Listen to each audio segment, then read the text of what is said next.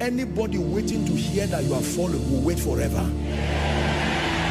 I say it to you again. Anybody waiting to hear that your company has gone down, that you are no longer anointed, that that prophetic grace is not there, they will wait forever.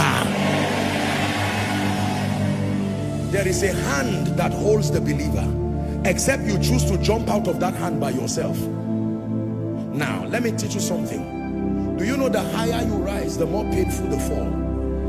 The person who is on the ground, if he just rolls to the other side, he didn't fall, he just rolled. But the more you are elevated, it becomes a fall with respect to your current distance.